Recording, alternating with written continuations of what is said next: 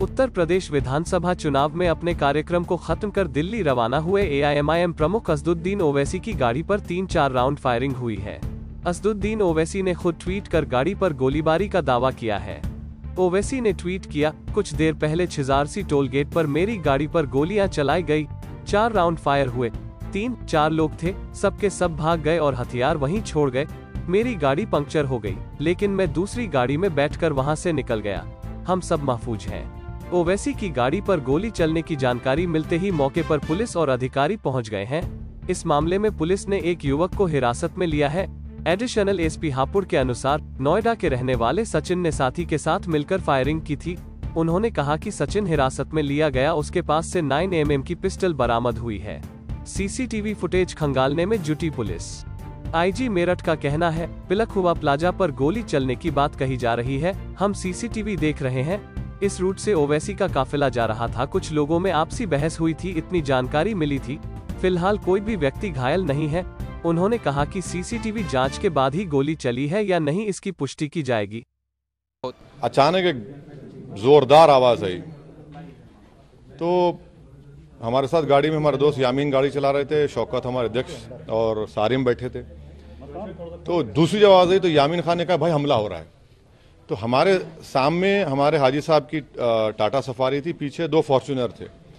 तो क्योंकि वो बैरिकेड होता है तो हमने अपनी गाड़ी से उसको धक्का नहीं बल्कि तेज मारा और ताकि गाड़ी आगे बढ़ी। जब हम बाजू लेके निकले, पीछे जो फॉर्च्यूनर थी जिसमें माजिद हुसैन एक्स मेयर हैदराबाद के थे, उनके ड्राइवर ने एक अटैकर पर उस पर गाड़ी चलाई, उसके पैर वैर को जख्मी हुआ। 2 लोग थे, हमको 2 लोग दिखे, एक रेड हुडी पहना हुआ था और एक व्हाइट जैकेट।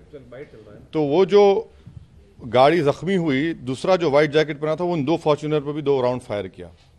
खैर हम गाड़ी हमारी आगे बढ़ी, टायर पंक्चर हो गया, तो राइट साइड से वो मारे थे हमने उनके सफारी को। तो थोड़ी दूर एक 2-3 किलोमीटर एक फ्लाईओवर है, फ्लाईओवर से पहले हमने गाड़ी रोकी और हाजी साहब की टाटा सवारी में बैठकर हम निकल कर आए।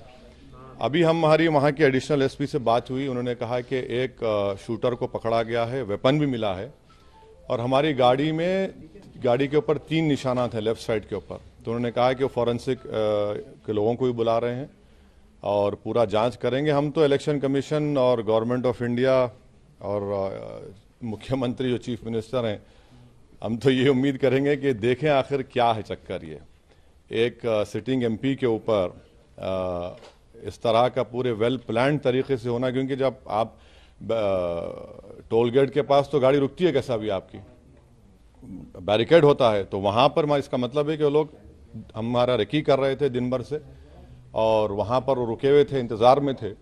और उसके बाद खैर अल्लाह बड़ा है, अल्लाह ने हमको सेफ रखा अल्हम्दुलिल्लाह।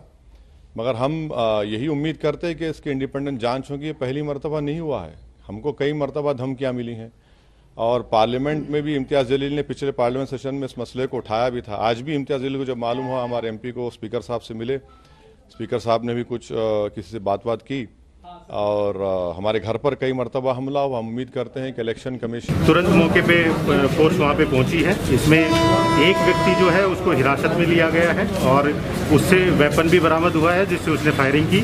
उसका जो साथी था वो अभी भाग गया है, उसके लिए 5 टीम लगी हुई है पीछे। जल्द ही हम उसकी भी गिरफ्तारी सुनिश्चित करेंगे। मोटिव क्या था मारने का? मोटिव और वो सारी चीजें, क्योंकि अभी इसमें इंटेरोगेशन चल रही है, जैसे ही उसके फैक्ट सामने आएंगे हम आपको उससे भी